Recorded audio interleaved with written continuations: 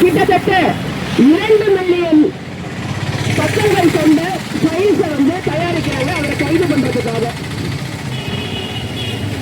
அந்த சம்பவத்தில் பாதிக்கப்பட்ட பெண்களும் பெண் குழந்தைகளும் தொடர்ந்து அமெரிக்க ஜஸ்டிஸ் அமைப்புக்கு கொடுத்த அழுத்தத்தின் காரணமாக அவங்க 2026 அந்த ஃபைல்ஸ் வெளியிடுறாங்க.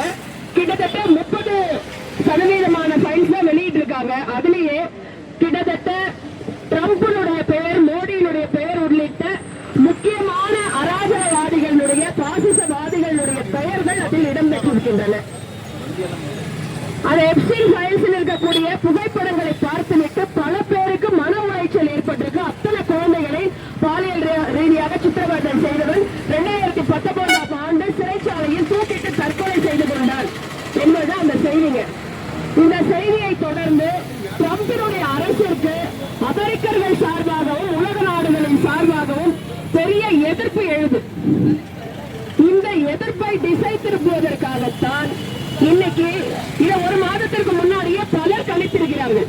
பல அரசியல் விமர்சகர்கள், பல அரசியலை, உலக அரசியலை உற்று நோக்கக்கூடிய அமைப்புகள் இந்த எப்ஸ்டீன் ஃபைல்ஸினுடைய பயங்கரங்கள் வெளிவராமல் தடுப்பதற்காக அடுத்து எந்த நாடு பலியாக போகிறதோ, எந்த இனம் இனப்படுகொலை செய்ய போகிறதோ, எந்த மத சிறுபான்மையினர் அழைக்கப்பட போகிறார்களோ என்ற பேச்சுக்கள் கிட்டத்தட்ட 1 மாத காலமாக நமக்கு எதிரொலித்துக் கொண்டே இருக்கிறது.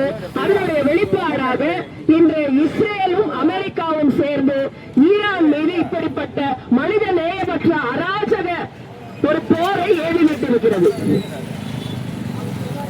உலகத்துல அமைதியை நிலைநாட்ட போறோம், அணுகுண்டு தயாரிக்கிற நாட்டை அழிச்சு அமைதியை காக்க போறோம்னு சொல்றவங்க முதல்ல ஒரு பள்ளிக்கூடத்தின் மீதும் 2 மருத்துவமனை மீதும் தாக்குதலை நடத்தியிருக்கிறாங்க.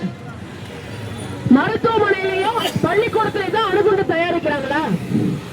இந்த அமெரிக்க ரவுடி, பாலியல் குற்றவாளி ட்ரம்ப், பாலியல் குற்றவாளி மோடி, இவர்கள் எல்லாம் இணைந்து மத சிறுபான்மையினரை முற்றுமாக தொடைத்தெறிய வேண்டும் என்று எப்படி இந்தியாவில் பண்றாங்களோ அப்படி அப்பாவி மக்களையும் அப்பாவி குழந்தைகளையும் கொன்று குவிக்கும் இந்த போராட்டத்தை நம் அனைவரும் ஒன்றாக சேர்ந்து கண்டனம் தெரிவிக்க வேண்டியது நமது கடமை.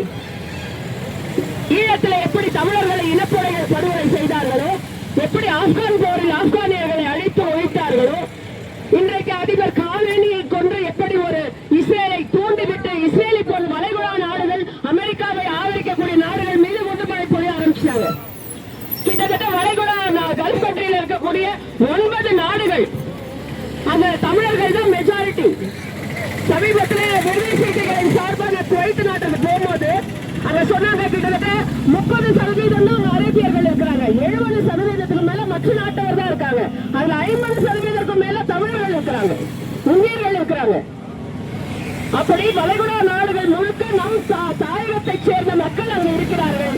அவர்கள் மீதும் இன்னைக்கு குண்டுமழை பொழிவு. எல்லாம் ஒவ்வொருத்தருக்கும் 4 நாட்களாக பல பேரிடம் தொடர்பு கொண்டு பேசிட்டு இருக்கோம். நாங்க எங்க கேரேஜ் பக்கத்திலே விழுந்தது, எங்க ஆபீஸ் பக்கத்திலே விழுந்தது, டிஃப்யூஸ் பண்றாங்க அப்படின்னு ஒவ்வொருவரும் தகவல் சொல்றாங்க. ஒவ்வொரு தாயக மக்களும் பதட்ட நிலைமையோட இங்க இருக்கிறோம். இன்னைக்கு நம்மளுடைய நாட்டினுடைய அராஜக மோடி அரசு ஒரு கண்டனம் கூட தெரிவிக்கல. ஏன்னா அவங்களுக்கும் இதுல திசை திருப்ப வேண்டிய அவசியம் இருக்கு. ஒவ்வொரு வாருக்கு பின்னாடியும் ஒவ்வொரு அழிவுக்கு பின்னாடியும் இருக்கக்கூடிய நோக்கத்தை நாம் உற்று நோக்க வேண்டும். வெறும் வார் நமக்கு கண்ணுக்கு தெரியுது, எதை மறைக்க இதை செய்யறாங்கிறது நம்ம கண்ணுக்கு தெரியறதில்லை.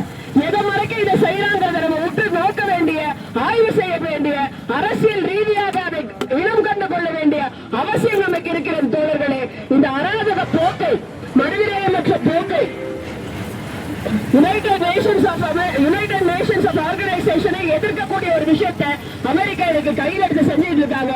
இன்னைக்கு ஈரானுக்கு நடக்கிறது, இன்னைக்கு இஸ்ரேலும் அமெரிக்காவும் சேர்ந்து ஈரானுக்கு நடக்கிற விஷயத்தை, வளைகுடா நாடுகளுக்கு நடக்கிற விஷயம் சீக்கிரமா இந்திய நாட்டுக்கு நடக்காதுன்னு ஒன்னும் உத்தரவாதம் இல்லை. இன்னைக்கு இந்திய நாட்டின் மீது அவங்க போர் தொடுக்க மாட்டாங்கிறதுக்கு எந்த உத்தரவாதமும் இல்லை. நாளைக்கு வடக்கில் இருந்து தெற்கை நோக்கி ஒரு இன அழிப்பு நடைபெறாது என்பதற்கு எந்த உத்தரவாதமும் இல்லை. ஈழத்தமிழர்களை அழித்தது போல தமிழக தமிழர்கள் மீது குண்டு போட மாட்டாங்கன்றதுக்கு எந்த உத்தரவாதமும் இல்லை.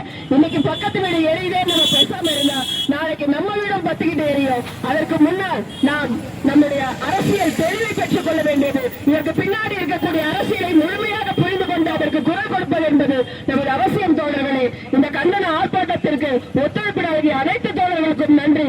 என் கண்டனத்தை புரட்சிகர இளைஞர் முன்னணியின் சார்பாக பதிவு செய்து விடைபெறுகிறேன். நன்றி, வணக்கம். மறக்காம சர்ப்ரைஸ் பண்ணுங்க. தேங்க்யூ.